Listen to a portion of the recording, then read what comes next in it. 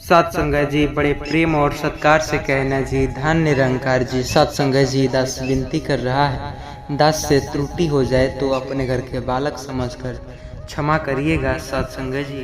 सत्संग जी अक्सर आपने भी जो निरंकार की ताकत का महसूस किया होगा। कोई न होने वाला कार्य पल भर में हो जाता है। जिंदगी में सबसे बड़ी ताकत है पैसा, पर शोहरत या रिश्तेदार। अक्सर आपने ये सोचा होगा, लेकिन सबसे ज़्यादा ताकतवर है निरंकारी के ज्ञान। लेकिन आप यकीन नहीं करेंगे, इसलिए आपके लिए एक वीडियो लेकर आए हैं, कहानी के साथ समझाएंगे। सबसे बड़ी ताकत है ज्ञान निरंकारी का, लेकिन यह साधारण ज्ञान नहीं, बल्कि वह ज्ञान जो हमें सच्चाई और भगवान की पहचान कराएगी। यही है निरंकारी ज्ञान। कहते हैं जब इंसान को यह ज्ञान मिल जाता है तो उसकी आंखें में पर्दा हट जाती है। वह समझ जाता है कि सारी दुनिया का मालिक कौन है और उनकी असली शक्ति कहाँ छुपी है। जिस तरह अंधेरे में दीपक जलते हैं सब साफ दिखने लगता है, उसी तरह निरंकारी ज्ञान जीवन का दीपक है। आज की यह कहानी सिर्फ कहानी नहीं रहेगी, बल्कि एक चेतावनी जो हर इंसान को अवश्य सुनने चाहिए। एक रहस्य जो एक सच्चाई आपको भी सोचने पर मजबूर कर देगी। आखिरकार आप कब उठेंगे, कब जागेंगे और कब ज्ञान की ताकत को जिंदगी में उतारेंगे। तो सत्संग जी चैनल पर नए होंगे सब्सक्राइब करिएगा। आइए कहानी की ओर आगे बढ़ते हैं। उत्तर प्रदेश के एक छोटे से गांव में रमेश नाम का आदमी रहता था। गरीब था लेकिन मेहनती। दिन रात खेतों में काम करता, लेकिन जितनी मेहनत करता उतनी गरीबी और परेशानियां उसके घरों में बढ़ती जाती। बीवी सुनाती, रोज ताने देती, रमेश कब तक ऐसे ही मेहनत करके पेट पालते रहोगे? न बच्चों की पढ़ाई हो पा रही, न घर में चैन। भगवान ने हमें किस जन्म की सजा दी है? रमेश भी सोचता सही तो कह रही है, लेकिन करूँ तो क्या करूँ। एक दिन गांव में निरंकारी संत जो मिशन का सत्संग आयोजन हुआ था। लोग दूर दूर से आने लगे। रमेश पहले तो जाने में हिचकिचाया, लेकिन उसके दोस्त मोहन ने जबरदस्ती खींच लाया कि चल भाई निरंकारी सत्संग कर ले, बस एक बार चल। तू रोज मुसीबतों से घिरा रहता है ना, तेरा छुटकारा हो जाएगा। सुना है निरंकारी बाबा आते हैं जो लोगों की आंखों खोल देते हैं। रमेश मन ही मन हंस पड़ा, क्या बाबा मेरी गरीबी मिटा देंगे? लेकिन फिर भी चला गया। सत्संग में जब रमेश पहुंचा, वहां का माहौल देखकर उसका मन बदलने लगा। लोग गा रहे थे, बिना ज्ञान बिना जीवन अंधकार है, गुरु बिना नहीं नैया पार नहीं। फिर मंच पर एक साधु जी खड़े होकर बोलते हैं, भाइयों बहनों, असली ताकत इस संसार की चीज़ों में नहीं, बल्कि उस परमात्मा की पहचान में है। जो निरंकारी ज्ञान पाता है वही जीवन की सच्चाई को समझ पाता है, बाकी सब सिर्फ दिखावा है। रमेश के मन में सवाल उठा, क्या यह सच में है? क्या मेरी गरीबी, मेरा दुख सिर्फ अज्ञान की वजह से है? अंत में सतगुरु महाराज मंच पर आए। उनकी आंखों में अजीब सी चमक। जैसे ही उन्होंने कहा, परमात्मा सर्वत्र है, चारों तरफ है। तुम एक पत्ते में भी देख सकते हो, तुम जहाँ भी देखो वही है, बस पहचानना जरूरी है। रमेश के भीतर भी कुछ बदल गया। उसे लगा कि जैसे कोई अंधकार हट गया है मुझसे। वह रोते हुए सतगुरु से कहने लगा, महाराज मुझे ज्ञान दीजिए। सतगुरु ने उसे ज्ञान दे दिया। कहा, अब से तेरा डर, तेरा सब दुख, तेरी ताकत खत्म। अब तू जान ले कि मालिक तेरे साथ है। ज्ञान पाते ही रमेश की जिंदगी बदलने लगी। पहले जो रमेश हमेशा निराश रहता, अब वह हिम्मत से खड़ा हो गया। उसने अपने बच्चों को समझाया, हर गरीब जो गरीब नहीं, बेटा हमारे पास सबसे बड़ा धन है भगवान की पहचान। घर में शांति आने लगी। जहाँ पहले हर रोज लड़ाई झगड़े होते, अब वहाँ भजन गाते और शांति का माहौल बनने लगा। रमेश अब हर हाल में मुस्कुराता, क्योंकि उसे पता था कि मालिक उसके साथ है। धीरे धीरे रमेश का गांव में भी बदलाव होने लगा। लोग पूछते, भाई तेरा चेहरा इतना चमत्कार कैसे हो गया? तुम्हारी किस्मत कैसे चमकी, कहाँ से आई ये चमक। रमेश कहता, अब तो सब निरंकारी की ताकत है, ज्ञान की ताकत। पहले मैं अंधेरे में ही था, अब उजाले में हूँ। पहले मुझे लगता था कि सब कुछ मेहनत और किस्मत पर है, पर अब समझ चुका हूँ कि मालिक ही सब कुछ देता है। गांव के और लोग भी सत्संग में जाने लगे और देखते ही देखते पूरा गांव बदल गया। लेकिन जिंदगी हमेशा आसान नहीं रहती। एक बार गांव में भयंकर सूखा पड़ा, फसलें बर्बाद हो गई, लोग घबराने लगे, अब क्या होगा। लेकिन रमेश शांत रहा। उसने कहा, भाइयों, मालिक पर भरोसा रखो, उसने दिया वही देगा, जो डरने की जरूरत नहीं। और सचमुच कुछ ही महीनों में बारिश आई, खेतों में लहला उठे सभी खेत। गांव वाले देखकर तो सच में दंग रह गए। सचमुच ये निरंकारी ज्ञान की ताकत बेमिसाल है, जिसने हमें संभाल लिया। रमेश अब अक्सर कहता, भाइयों, अगर तुमने ज्ञान नहीं लिया होता तो समझो कि तुम अंधेरे में। जिस तरह बिना बिजली का घर अंधेरे में डूब जाता है, उसी तरह बिना ज्ञान निरंकारी ज्ञान के जीवन अधूरा है। जो लोग हर इंसान को दूर देखना चाहते हैं, वे परेशानियों में जूझ रहे होते हैं, विनाश में डूब जाते हैं। यह उनकी चेतावनी थी सबके लिए। यह कहानी सिर्फ रमेश की नहीं, बल्कि उस हर इंसान की जो अपने जीवन में अंधेरे से उजाले की तलाश में है। उसके पास इस वीडियो को ज़रूर शेयर कीजिएगा व्हाट्सएप के जरिए अपने मित्रों दोस्तों के साथ। निरंकारी ज्ञान की ताकत का अंदाजा हो सके। यह अंधकार को मिटा देता है, यह डर को ख़त्म कर देता है, यह इंसान को असली ताकत का एहसास कराता है। अब सवाल ये उठता है कि क्या कब उठेगा? आप कब इस इंसान को अपनाएंगे? और क्या आप भी अंधेरे में रहना चाहते हैं या उजाला की ओर बढ़ना चाहते हैं? कमेंट में ज़रूर अपनी राय दीजिएगा। याद रखिए, निरंकारी ज्ञान वह ताकत है जिसे पाकर इंसान कभी हारता नहीं है। और हाँ, अगर आप चाहते हैं कि ऐसी ही और झकझोर देने वाली कहानी आप सुनते रहें सच्ची घटना के साथ, तो प्लीज़ इस चैनल को सब्सक्राइब ज़रूर करिएगा और इस संदेश को दूसरों तक ज़रूर पहुँचाइएगा। सत्संग जी, विनती है आपसे, सतगुरु की कृपा है आपसे, वीडियो को लाइक और प्यारा सा कमेंट करिएगा। सत्संग जी, इस वीडियो को मित्रों के साथ शेयर ज़रूर करिएगा। सत्संग जी, प्रेम और सत्कार से कहना जी, धन निरंकार जी, दूसरों की भलाई में ही अपनी भलाई देखनी चाहिए। सत्संग जी। सत्संग जी, क्या आपने कभी सुना है कि कुछ पौधे होते हैं जो उन्हें उखाड़ करके फेंक देना चाहिए, क्योंकि ऐसे में हमारे घर की विनाशी का कारण भी बन सकते हैं। सत्संग जी, वो कौन कौन से पेड़ हैं? आपने भी कभी सुना होगा कुछ पौधों को आंगन में न लगाने चाहिए, घर में लक्ष्मी नहीं रुकती। कहते हैं 5 पौधे ऐसे जो गरीब की जो सबसे बड़ी वजह बनते हैं। लोग मानते हैं कि पौधे लक्ष्मी को नाराज कर देते हैं और गरीबी को घर में बांध देते हैं, लेकिन क्या यह सच है या अंधविश्वास जिसके पीछे कोई रहस्य भी छुपा है? क्या ये इसके पीछे बहुत बड़ा राज छुपा है? एक कहानी के माध्यम से आपको सच्चाई समझाएंगे सतगुरु बाबा हरदेव सिंह जी के द्वारा। यह केवल पौधा नहीं, बल्कि आपके भीतर की गरीबी की कहानी भी है। तो बने रहिए अंत तक, क्योंकि यह कथा सिर्फ आपकी सोच बल्कि आपका भाग्य को भी बदल सकती है।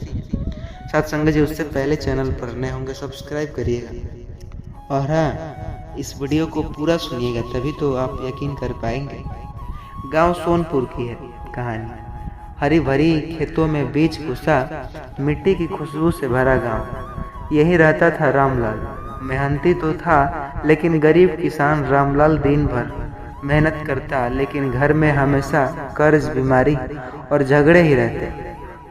पत्नी गौरी दुखी होकर कहती, हे रामलाल, तू इतना खटता है, लेकिन घर में सुख क्यों नहीं मिलता? जैसे किस्मत भी रूठ जाती है तुमसे। रामलाल का मन टूटा हुआ था। वह चौपाल पहुंचा और गांव के बूढ़े बाबा से अपनी व्यवस्था सुनाई। बाबा ने गंभीर स्वर में कहा, बेटा, तेरे घर में लक्ष्मी जो गरीबी की असली वजह तेरे आंगन में लगे पौधे के कारण है। वह पौधे बेल, आक, बेर, कैक्टस और नमी जैसे पेड़। ये पौधे जिस प्रकार घर में जन्मे हैं, उसी प्रकार लक्ष्मी भी तुमसे ठहरा रही है। रामलाल के तो होश उड़ गए, क्योंकि उसके आंगन में सचमुच यह 5 पौधे थे। रामलाल रात भर न सो सका। वह बार बार सोचता रहा, क्या सचमुच ये पौधे मेरी गरीबी के कारण है क्या? अगर हाँ तो इन्हें तो उखाड़ कर फेंकना होगा। लेकिन तन मन में सवाल यह आया, अगर पौधे ही गरीबी लाते तो जंगल में रहने वाले साधु संत हमेशा गरीब ही क्यों रहते? फिर तो उनके पास कभी सुख न होता। गांव में भी और भी लोग के आंगन में तो ये पौधे हैं, लेकिन कुछ अमीर है और कुछ गरीब। तो फिर सच्चाई क्या है? रामलाल की ये बातें गौरी को बताई। गौरी घबरा उठी। उसने सुना कि ये पौधे अपशगुन लाते हैं। वो हो सकते हैं हमारी गरीबी की वजह यही हो, उन्हें उखाड़ कर फेंको। दूसरी तरफ गांव के लोग भी यह बात कर रहे थे, रामलाल के घर में तो कभी 5 पौधे हैं। देखो, उसी के कारण यहाँ सबसे ज़्यादा कष्ट है। कुछ लोग मानते थे कि यहाँ पौधे अशुभ है, गांव में बहस छूट गई। कुछ ने कहा पौधे उखाड़ दो, कुछ विनाश हो जाएगा। यहाँ सब अंधविश्वास। रामलाल दुनिया में था जो ऐसा संकट देखा था और उसी में भटका रहा था। उस रात रामलाल को अजीब सपना आता है। सपने में निरंकारी संत जो प्रकट होते हैं, उन्होंने आंखों में तेज और मुख पर दिव्यता थी। संत ने कहा, रामलाल, ये पौधे गरीबी का कारण नहीं है। गरीबी आती है तेरे कर्मों से, तेरे सच्चे अच्छे कार्यों से नहीं, तेरे दोषों के कारण। ये पौधे 5 केवल प्रतीक है, असल में तो ये तेरे भीतर के 5 दोष है। पहला है अहंकार, दूसरा मोह, तीसरा वासना, चौथा क्रोध और 5वां लोभ। जब तक तेरे भीतर के ये पौधे जड़े में समाये, तब तक गरीबी, क्लेश और दुखों कभी नहीं मिटते। रामलाल का माथा ठनका। सपना इतना गहरा था कि वह कांप उठा। संत ने आगे समझाया, गरीबी का मतलब केवल पैसे नहीं, कमी है। गरीबी का मतलब है प्रेम की कमी, भक्ति की कमी, सत्य की कमी, सेवा की कमी। जो आदमी करोड़पति होकर भी संतोष नहीं पाता, वह भी गरीब है। और जो आदमी रोटी सूखी खाकर संतोष में जीता है, वह सबसे अमीर है। रामलाल की आंखों में आंसू आ गए। उसे समझ आया कि इस असली सच्चाई तो यह था, पौधे नहीं बल्कि उनके भीतर के दोष। रामलाल ने भी अभी सुबह गांव में जाकर अपना सपना जो सुना वो पूरा किया। कुछ लोग हंस पड़े, अरे यह तो केवल सपना तो था, पौधे ही तो अशुभ है। लेकिन गांव में की जो बूढ़ी दादी ने कहा, बेटा, मैंने 80 साल से देखा है, पौधे कभी शुभ नहीं होते। गरीबी आती है जब इंसान आलसी, पापी और बेईमान हो जाता है। तो अगर पौधे से गरीबी आती तो जंगल में रहने वाले साधु भी हमेशा रोते रहते। गांव वाले सोच में पड़ गए। रामलाल ने भी संकल्प लिया, मैं बाहर के पौधे नहीं बल्कि अपने भीतर के 5 दोष उखाड़ूंगा। उसके धीरे धीरे बदलाव किए। अहंकार छोड़ना शुरू, मोह माया अपना सत्य त्यागा और वासना जो था भक्ति में मन लगाया। क्रोध छोड़कर प्रेम से बोलना शुरू किया और लोभ छोड़कर दान और संतोष अपनाया। धीरे धीरे उसके घर की हालत जो सुधरने लगी, बीमारी कम हुई, कर्ज उतरने लगा और परिवार में शांति आने लगी। सतगुरु ने सत्संग में कहा, बच्चों, जो कहते हैं कि 5 गरीबों जो पौधे हो गरीब लाते हैं, वे आधा सच बताते हैं। सच यह है कि गरीब बाहर नहीं बल्कि भीतर से पैदा होती है। अगर मनुष्य अपने दोषों को मिटा दे तो हर पौधे भी आशीर्वाद बन जाता है। तो गांव के लोग भी हिल जाते हैं। सच अब उनकी आंखों के सामने था। संत ने चेतावनी दी थी, अगर मनुष्य इस सच्चाई को नहीं समझेगा और अंधविश्वास में ही डूबेगा तो उसका जीवन हमेशा गरीबी, क्लेश और विनाश में डूबा रहेगा। लेकिन अगर मनुष्य सच्चे निरंकारी को अपनाएगा तो उसका घर, उसका गांव और उसका जीवन तीनों रोशन हो जाएगा। गांव वालों ने प्रण लिया, अब हम पौधे से नहीं डरेंगे बल्कि अपने भीतर के दोष को उखाड़ कर फेंकेंगे। रामलाल ने कहा, गरीबी की असली वजह पौधे नहीं बल्कि हमारे मन के भीतर अंदर दोष बैठा है। जब तक हम अहंकार व मोह, वासना, क्रोध और लोभ को मिटाएंगे नहीं, तब तक कोई लक्ष्मी हमारे घर में नहीं टिकेगी। गरीबी मिटाने का असली उपाय है सच्चे सत्संग करिए, भक्ति करिए, सेवा में मन लगाइए और सच्चे निरंकारी विचार हमें जो अंधविश्वास से निकलकर सच्चाई की ओर चलते हैं। गांव के लोग इतना सुनकर के भावुक हो गए।